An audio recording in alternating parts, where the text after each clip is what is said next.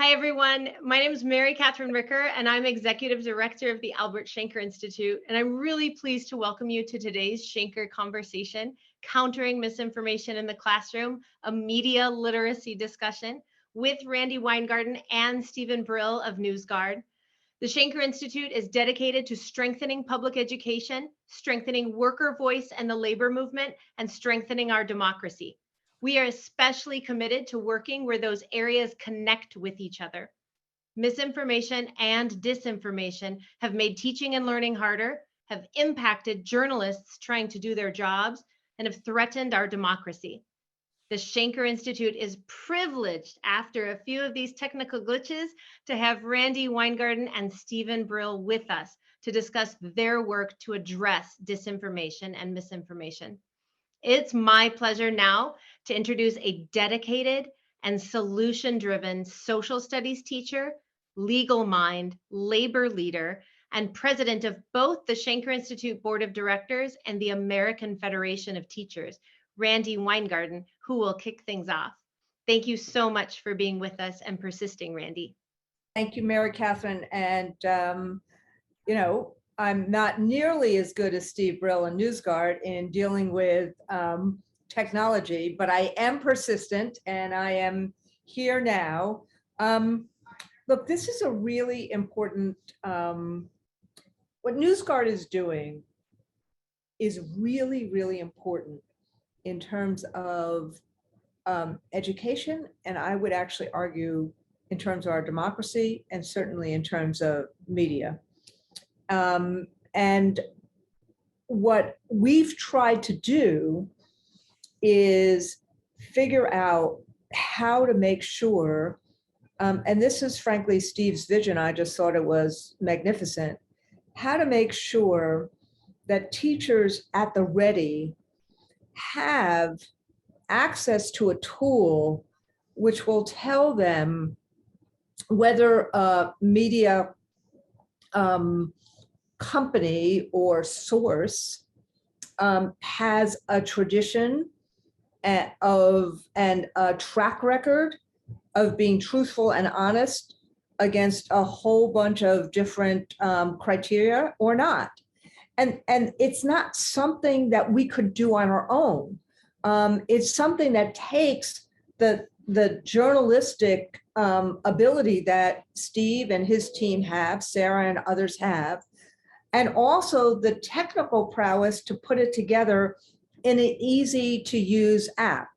So, for example, we were in New Mexico this week and looking at, and had just done something with the governor about some really watershed transformational pieces of legislation that she was signing. And we were looking at the various different journals and media outlets that were publishing about it and dealing with it. And so I typed in Santa Fe Journal, and you got this amazing nutrition label about what it does and how accurate it is as compared to a few others. And so when a teacher has that at the ready on an assignment that the teacher has given kids in terms of how to know and understand what a primary source is doing or not doing, that's a huge tool to have. And it's something that that's really, really important.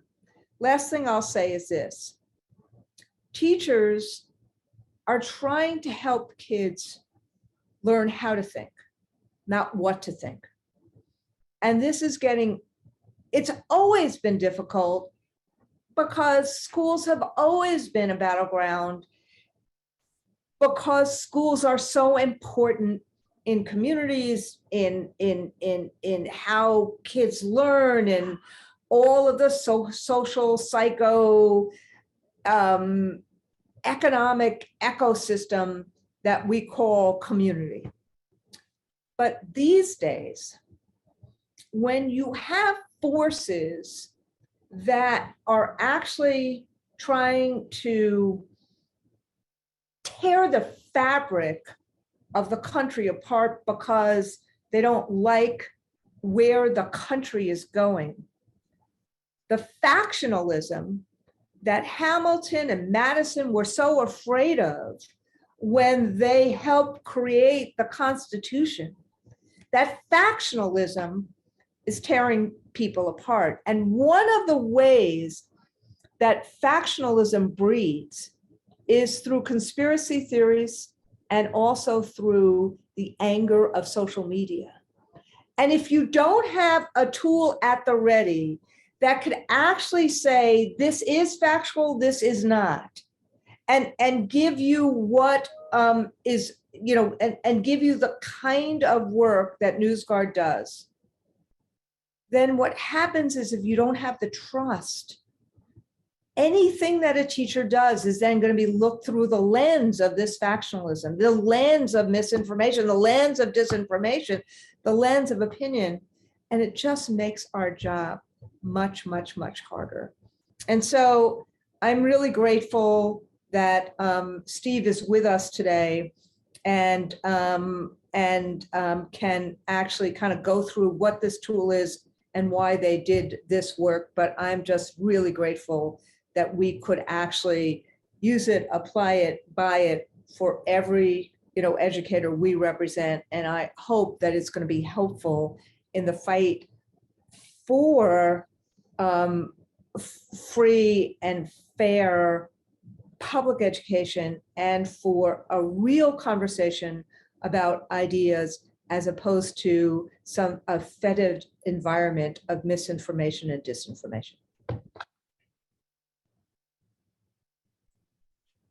Thank you, Randy. I guess it's my turn, although Yeah. I doubt I'm going to be able to top that. But let me just tell you a little bit about Newsguard. It starts from the core idea that every once in a while, human intelligence is better than the artificial kind, a proposition which I know that teachers will agree with. And what that means in the context of Newsguard is misinformation and disinformation, to the extent that the technology industry and community has thought about it at all. It's from the standpoint of, oh, if only we could invent yet another algorithm or artificial intelligence tool, we could fight this stuff. And that doesn't work. You can use artificial intelligence and algorithms to detect pornography online and block it. Maybe even certain kinds of language involved in hate speech, you can program for that. But when it comes to misinformation and disinformation, it takes human beings. So what my partner Gordon Krovitz and I decided to do now more than 3 years ago was recruit people trained as journalists with varied background. The one thing they had to swear to was that when they came to work, it was not about politics. There's no politics involved in Newsguard.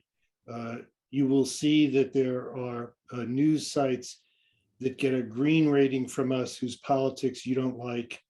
There are even news sites that may get a red rating from us whose politics you do like. The opposite will also more typically be quite true. And what we do is we review news sites, and we've reviewed now 7,900 representing 95 to 98% of online engagement in the countries where we operate. So that's a broad scale. We achieve scale. The way we do it is not by rating every individual article you see online, but by rating the news site, the publisher, on the basis of how well the publisher generally adheres to the 9 criteria that we use. Now, what does that mean? It means that we're not solving all the problems of the world. When Judy Miller said that Saddam Hussein had weapons of mass destruction, the New York Times, if we existed then, would still have had a green rating.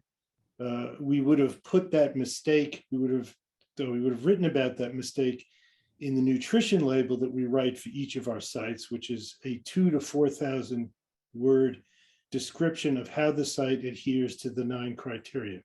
And we'll run through with you in a minute with a demonstration what the 9 criteria are, but they're basic things like, does the site have a corrections policy?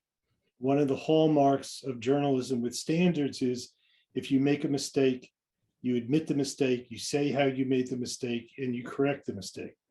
Does the site separate news from opinion? Is the opinion labeled as opinion in some way? And does the news stick to being the news? As a result of that, there are some websites, there's some websites of the cable television channels that you might like or you might dislike that don't meet that criteria because they mix news with opinion in a way that does not meet that standard. They might overall get a green, but they might have that problem. Now, the way this works in practice is that the browser extension, which is being made available to you and to all the students you teach, once it's installed, whenever somebody does a Google search or a Bing search or looks at a Facebook feed or a Twitter feed, they will see our red or green icons. And those icons, if you hover over them, they will start to be able to read our nutrition label. If they click, they can read the full nutrition label. So there's the nutrition label for the Financial Times. As you can see, it gets 100. It does everything quite well. And we explain it in great detail. The other thing we do is we call everyone for comment. Journalists don't, journalists always call for comment, at least the good ones do. Algorithms don't call for comment. So if we say anything negative about anyone, we will have called them for comment. Now, as you're scrolling down, I guess this was a search for the Ukraine war, something related, Russia News was the search. And there you see a red site, which is Pravda, which is a Russian propaganda site. So your students who are looking, doing a search related to Russia and Ukraine, if they come across that site, they'll see the red icon. And it's not us telling them, don't read this. It's us telling them, read this with a grain of salt, and here's why you should read it with a grain of salt in great detail. The way we really think about this is, when I think back to my days, and it's a long way back, to middle school or high school, if I was doing a research paper, or if I was just doing a paper about, current events, my teacher would ask me, well, who are you going to use for sources? And I might cite my sources, and my teacher might say, well, yeah, you should read the New Republic because you'll get you should read the National Review because you'll get the conservative view of that issue. But if you're going to read the National Review, you might also read The Nation because you'll get the other side. And my teacher would guide me about the background of sources. Now, just think of the internet. The internet is as if you walked into a classroom and there were 2 million pieces of paper just flying around in the air. You pluck one out of the air. You don't know who wrote it. You don't know who's financing it. For example, for Pravda, Vladimir Putin is financing that. You would want to know that if you're going to quote, something from Pravda. So you don't know who's financing it. You don't know who wrote it. You don't know what their backgrounds are. That's the internet. That's your Facebook feed. That's your Google search. So what we're trying to do with Newsguard is be, in effect, a substitute teacher, because a teacher can't be looking over everybody's shoulder when they're at home or even in the classroom, looking over their shoulder to see what they're seeing online. And what we do is we provide that kind of a learning guide. And as Randy said, we believe as deeply as she does that this is vital to democracy, not because we're rating sites green that we agree with or red that we disagree with, but we're rating them according to strictly apolitical criteria.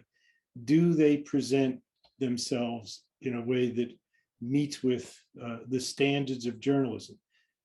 Just to take an example, there could be very conservative sites. There could be anti-union sites that, believe it or not, will get a green rating. And that's because they say what their agenda is. The agenda of the American Enterprise Institute is spelled out on that website. So you know what you're going to get. You might not agree with it, but you know what you're going to get. They typically don't make up stuff. They might, spin things in a certain way, just the way, there could be a think tank on the other side that attempts to spin things in a certain way. But the core standards, the core instruments of how we deal with each other in a democracy are there. On the other hand, there are lots of sites that just make everything up, that have an agenda, that are financed, by a political action committee, for example, but don't say that they're financed by a political action committee, and might say something about a political candidate that's wrong, or that is, way too puffy or way too negative. But if you don't know who's financing it, you have been disarmed from being the kind of person who can make a decision in the democracy that we all treasure. So that's the goal of Newsguard. It's not about politics. It's about the core function of a democracy. What I should have said, Steve, is to our audience, is that you don't come by this. You didn't wake up one day and say, "Oh, I'm going to do this." You've been a veteran journalist, an author, news entrepreneur. You founded for those of you who don't know, the American Lawyer, Court TV, the Yale Journalism Initiative. And I love the fact that you wrote one of the most decisive, one of the most revealing books, not on education, but on healthcare. Education, but God, Randy, I think you were leading up to something that was going to surprise me.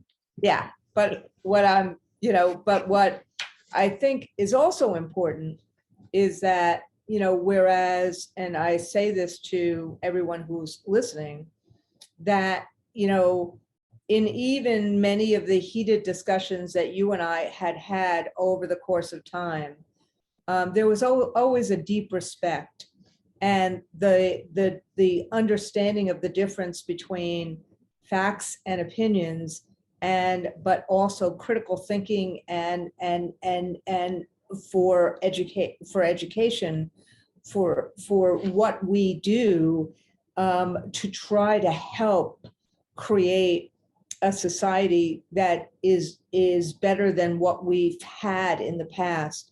That work that you've always done and the integrity that you've had with it, I think that it made us understand just how important this work was. And any of us who have used Newsguard, I love having, I have it on my my iPhone, and so I constantly put in and input the different journals. But it's also pretty amazing to have that green and red icon when you do these kind of Twitter or Google searches. And I think what we're going to do is have a show and tell now in terms of people being able to see how to use it and also how to subscribe, and then making sure that we can answer some questions. Absolutely. So Sarah, you're going to assist us in that show and tell. We did a little bit of show and tell a minute ago, but we can do a little more.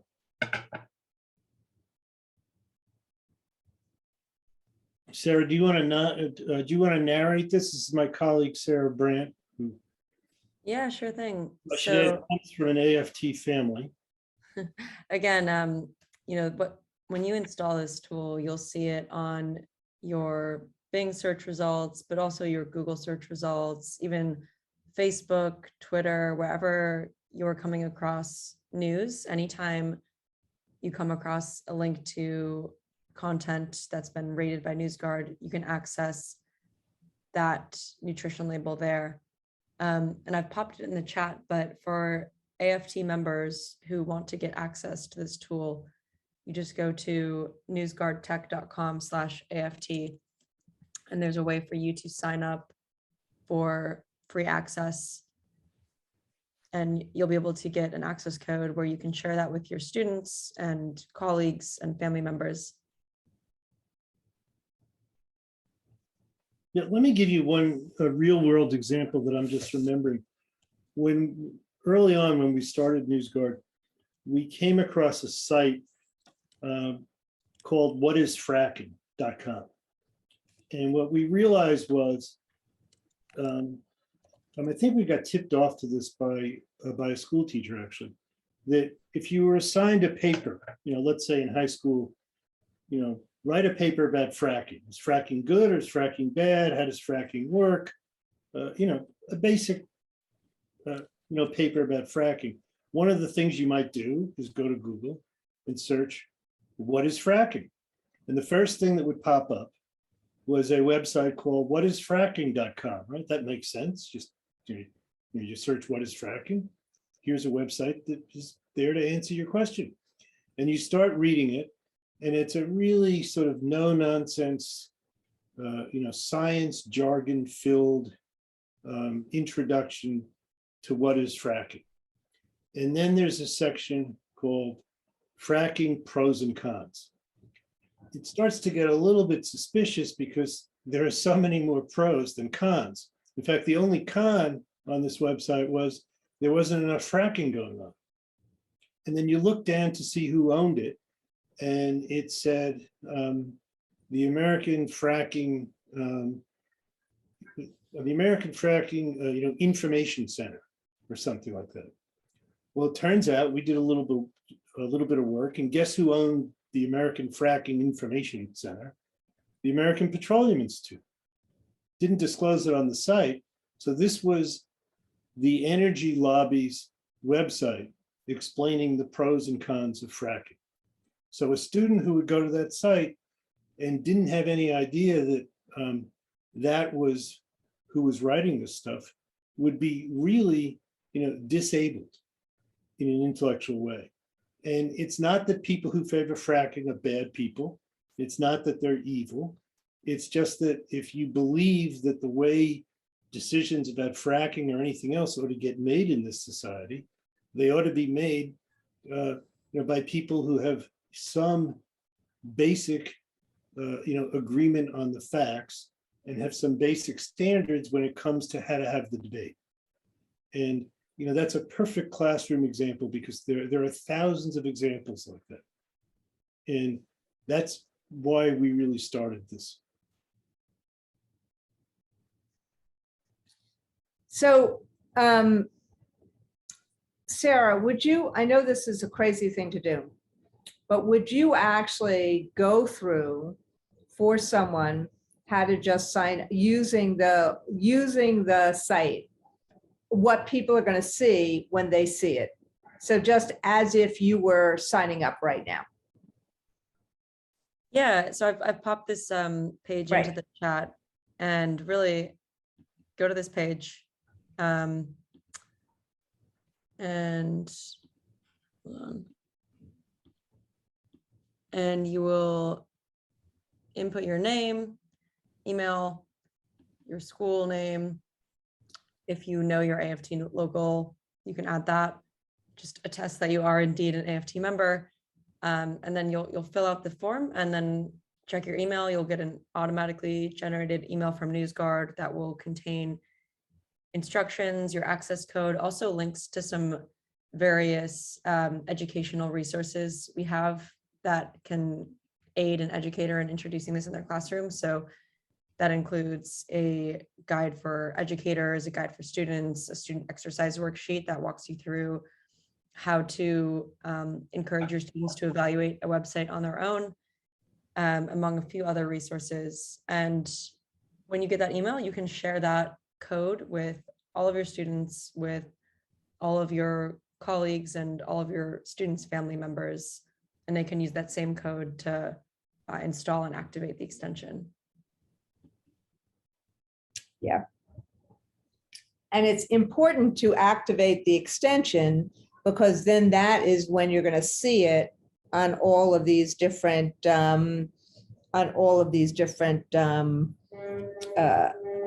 sites and whatever. And to get your students to activate it, and they can use the same code for their families so they can have it at home. Great, fantastic.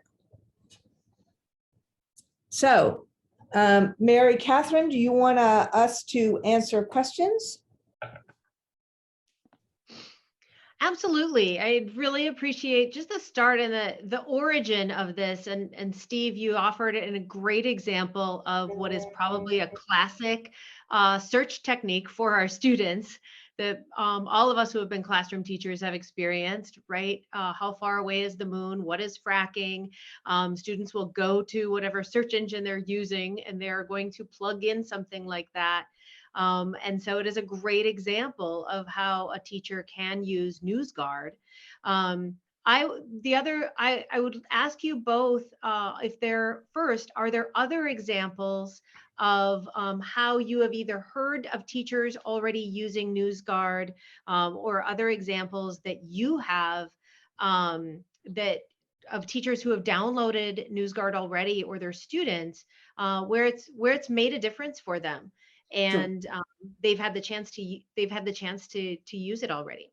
So we have a couple of case studies up on our website that I'll let Sarah mention or describe, but I'll just say as a general matter, what we have found is until Randy and your leadership here happened, we were doing the education piece of this really by word of mouth because we don't have the resources to go school by school or even school district by school district to get this done. But where we have gotten it done, we even had a teacher write to us and say that his students now have a new verb. When they're doing research, they ask each other if they've Newsguarded that source. So the students pick this up very quickly. We appreciate it. But Sarah, maybe you can go through one or more of the case studies. Yeah, so there's a case study on our website that you are free to access. I also popped in the chat a link to our schools and libraries page, but really the gist of it is that we were in touch with an educator in Arizona at Cienega High School in Vail, Arizona, and he and his colleagues had long been teaching AP research and for years had assigned a major research project to their students.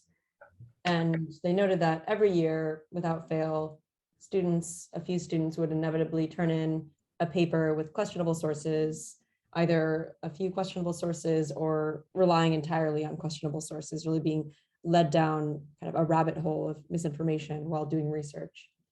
And after learning about Newsguard and introducing Newsguard to their students, they noted that it was the first year in all their years of teaching research in which not a single student turned in a paper citing a questionable source. And as they were going through the process of compiling sources for their research paper and putting together a bibliography, they were able to explain why they were including specific sources and citing excerpts from Newsguard's nutrition label, proving that a source was reliable and one that could be relied upon in their research paper. And again, we take the same view that librarians take and that educators take, which is we block nothing. Nothing is blocked. We don't sit there and make some opaque secret decision.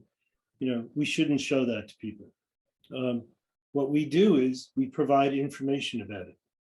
And if students disagree with our rating, they're able to because they can read exactly why we rated something the way we did when they read the nutrition label, and they can disagree with it. And one of the really good exercises we like to urge is the teachers ask students to write their own nutrition labels and then compare them to what we did. They may be better than what we did, they may not be, but that's a learning process. So to come back to what Randy said earlier, we think of this as a way to teach students how to think, not what to think. Yeah. There are a couple of questions in the chat. I think that some people have, I think we've answered some of it already. There's also a question in the chat saying, can you put the link down as well? But Steve Lazar asked in the chat, I'm trying to find the question again. What are the privacy policies?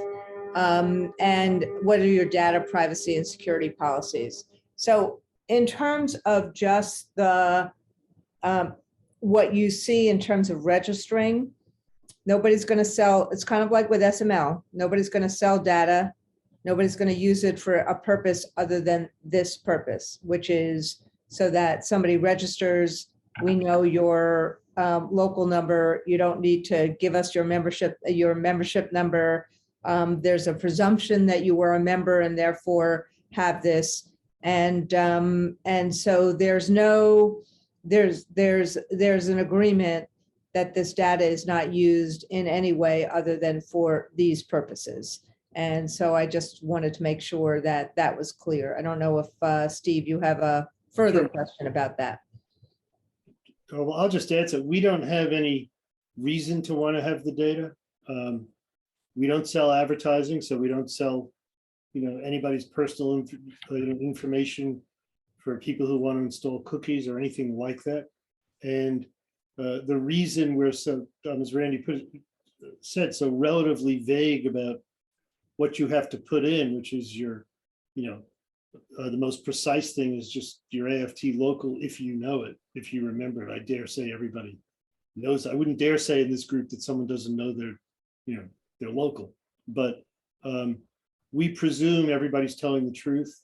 And if somebody, wants to pose as an AFT member and steal our browser extension so that they can be news literate, Randy and I are kind of okay with that. Right, Randy? Yeah, absolutely. I mean, look, that's why we did it this way.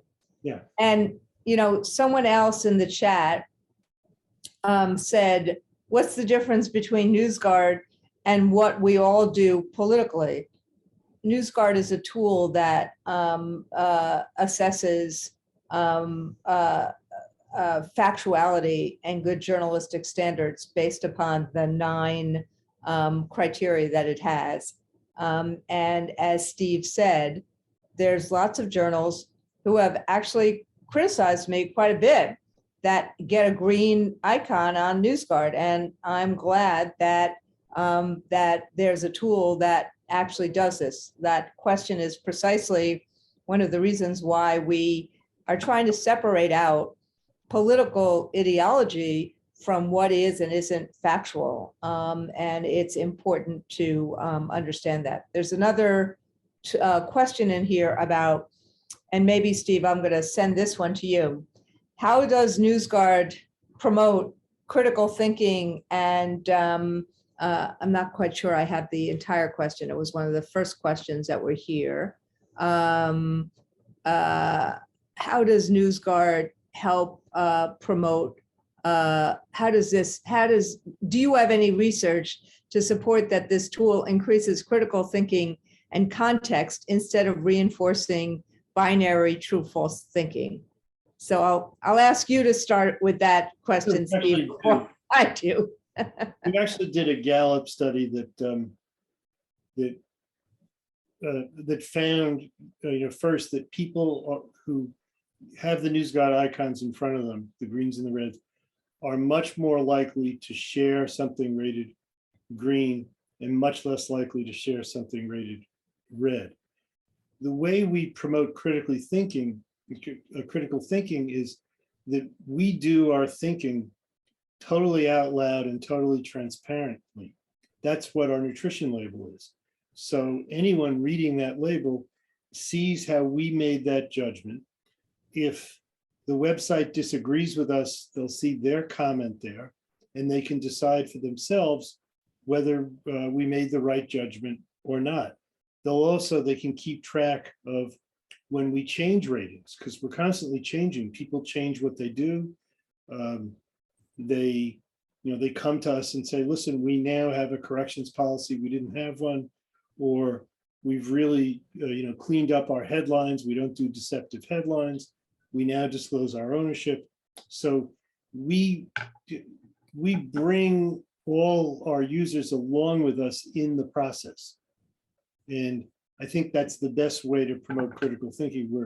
We're very, we have a light touch in terms of saying, we don't say, don't read this.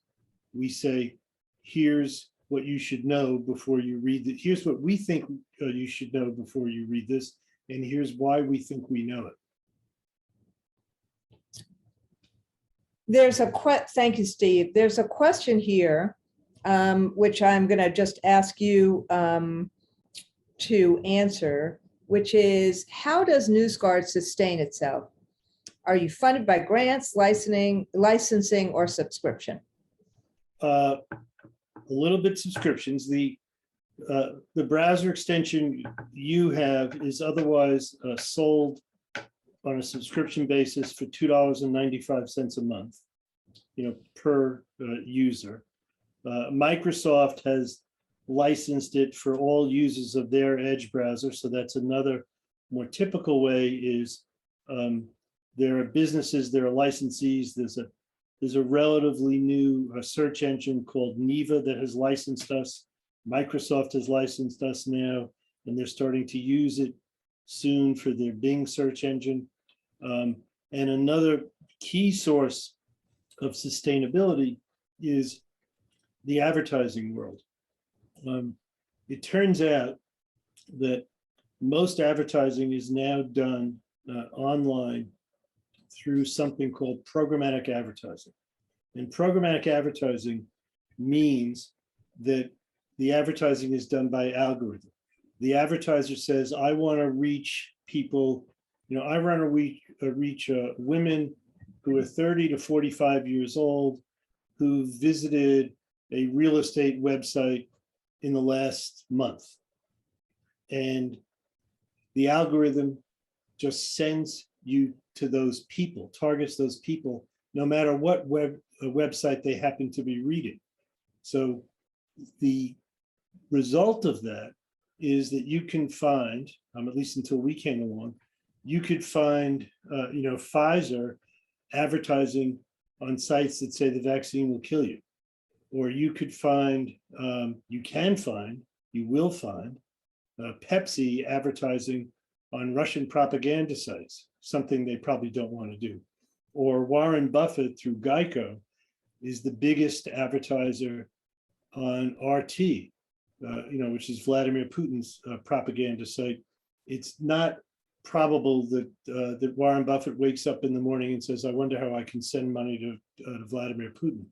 So we have now started to license that to ad agencies and advertisers so they can use our red sites as a filter against having their ads used to finance those sites. But more importantly, we have created a massive inclusion list.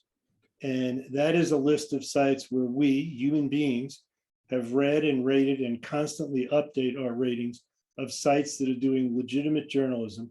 We have specifically targeted to put into that inclusion list independent local news sites that are startups that really need the support, and sites that are serving minority and disadvantaged communities. Because the typical inclusion list an advertiser will be something that some intern did a couple of years ago, where they just write down the names of the news sites they've heard of. So this actually saves advertisers money too, for reasons that I won't explain, because they get a bigger list of sites to choose from. So that is another big source of our revenue. But we are a for-profit company. I believe deeply, as a general matter, that the best journalism organizations are the ones that are most sustainable and that don't have to worry about surviving on the kindness of well-meaning philanthropists. So though in many cases that works well too. Thank you, Steve. There's 2 or 3 other questions here that I want to just throw at you, which is, one was, I was disturbed when the New York Times and Washington Post stopped having an ombudsman. Does having a public editor play into your nutrition label at all? Well, that's a really, really good question. We agonized over that for a while, but I decided two things about that. One is that having a public editor shouldn't necessarily, get you a free pass. Second, since we're trying to rate and include sites that have limited resources and aren't just the legacy, old mainstream news publications, it probably wasn't realistic to do that. There are also some ombudsmen that don't do a particularly good job, so you'd end up, having to rate their work too. But so the answer is it's a sign. It's something we do. For example, our rating, nutrition label for NPR, we spend a fair amount of time describing the thoroughness of their ombudsman process. We've also just amended that, saying the ombudsman process for NPR is totally thorough and admirable, except when it comes to looking at how Nina Totenberg screwed up her recent story about Justice Gorsuch. So what I hear you saying is that one story that a news source has is not going to change the rating. Right. We will talk about it if it's particularly interesting or controversial. If it's emblematic of something larger, it might change the rating. Right. But in and of itself, it won't, with the possible exception that if it's a real mistake and what is ostensibly the corrections policy of the site didn't kick in after they were made aware of the mistake, that might change our view of how effective the corrections policy is. But what we're really doing is, we're not solving all the problems of the world.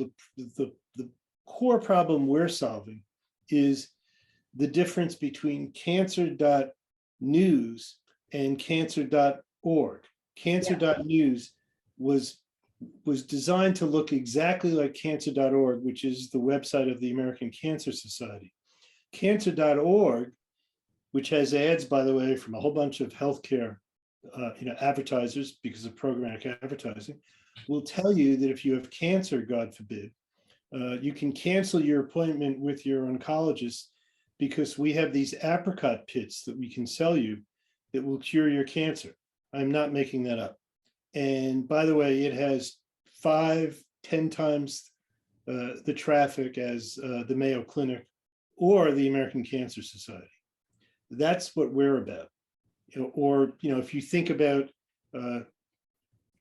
what's going on in the world today, we just did a report identifying 110 different websites that are in some way financed by the Russian government or connected to them, where you can read headlines right now, today, as we're sitting here, that talk about the Nazi army being defeated by the Russian liberators. That stuff's going on. Or,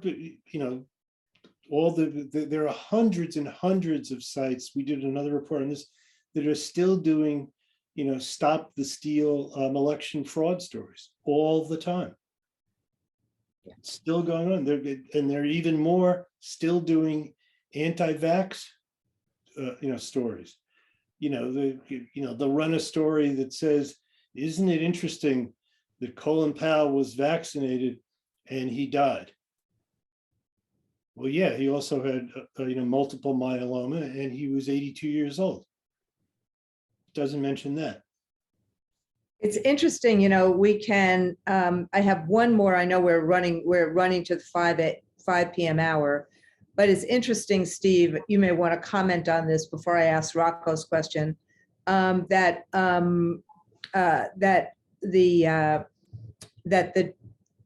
Kennedy's group, his anti-vax group, actually attacked Newsguard this week as as an arm of Big Pharma. When if there's anyone who's actually been viewed as an enemy of Big Pharma, it's you. And you may want to just talk about for a minute the work that you've done in terms of healthcare and Big Pharma, so that people hear it from you directly. And then I'll ask Rocco's question. This is really important. When Gordon and I started Newsguard, we thought most of what we were going to do had to do with political misinformation. Whether it was stuff, or we didn't know about Stop the Steal then, but there was all this political misinformation, Russian propaganda, and yeah, there's a lot of that stuff, as we're seeing in spades today. But by far the largest category of misinformation, and arguably the most dangerous, has to do with healthcare. And the reason for that is money. Not just that they'll sell you apricot pits, but that they get so many eyeballs that all this programmatic advertising goes to them. So, and that was before COVID. I mean, before COVID, we had identified sites that were saying that 5G causes cancer. And if you just, if you stay away from your cell phone, you're not going to get cancer. Those same sites quickly pivoted last January to, guess what? 5G causes COVID. And that is hugely important. And I think it is responsible, not for all the anti-vax decisions that are plaguing our country, but in fact plaguing the world, but for a big chunk of it, a really big chunk of it. The Surgeon General has identified misinformation with regard to healthcare as his single biggest obstacle. And it's all over the place because, I'll just close with this thought, the really good news about the internet is that anybody can be a publisher. Any teacher, in this audience who has an important thought and an important contribution, can be a publisher. The really bad news about the internet is that anybody can be a publisher, and anybody is a publisher. And if your name is Kennedy, you get a lot of attention, which is just really sad, and there's a whole other, sad story about that. It's someone just said, what about 5G interference with airplanes? I think I think that there's a technology issue that's that is there and has been. It's not something I'm prepared to actually talk about. But to combat, you had, when they published this stuff about 5G causing COVID in early 2020, you had workers at British Telecom in London who were putting up telephone poles or repairing them, attacked and set fire to by people. This is serious stuff. People, on January 6th, we saw people who were otherwise completely normal people. I mean, there's a profile I think I read in the Washington Post of a fireman in Staten Island, who, a totally normal, upstanding, good person, who went down, one of these rabbit holes for a year and ended up, in the Capitol on January 6th. So we're not going to convince everybody who's participating in this that this is a great tool, or, there's people are going to have to learn to use it, trust it, or reject it. But we think it's a great tool. And Rocco actually asked, and I'm just going to read his question because, so let me just read his question, which is that Newsguard rated and reviewed all news sources that account for 95% of online engagement.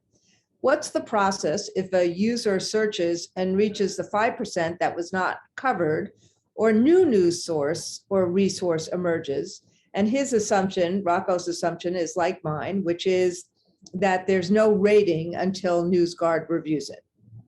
Yeah, they will come to an icon that says We haven't rated it yet. If you'd like us to rate it, please click here. And we try to rate everything. We don't charge anyone for a rating, obviously, because InfoWars would be unlikely to pay us. But we try to rate as many sources as we can. In the United States, we're now up to 98%.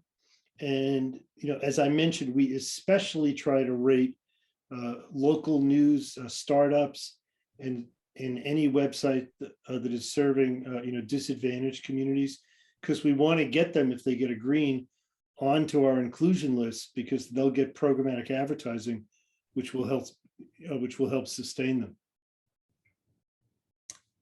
Thank you, Steve. And back to you, Mary Catherine. Thank you. Thank you so much. Steve, I want to thank you for your time today and your work to strengthen your profession and therefore strengthen information that AFT members and our students have access to. And Randy, I want to thank you for the positive difference you are making for AFT members. AFT's work to combat misinformation, making Newsguard available to educators and students, and helping them develop their critical thinking and their analytic skills. I've really appreciated time with both of you today. Thank you for your work and your commitment to combat misinformation. I want to remind folks again, if you are an AFT member, you can visit aft.org and follow the Newsguard link. Or you can go to newsguardtech.com.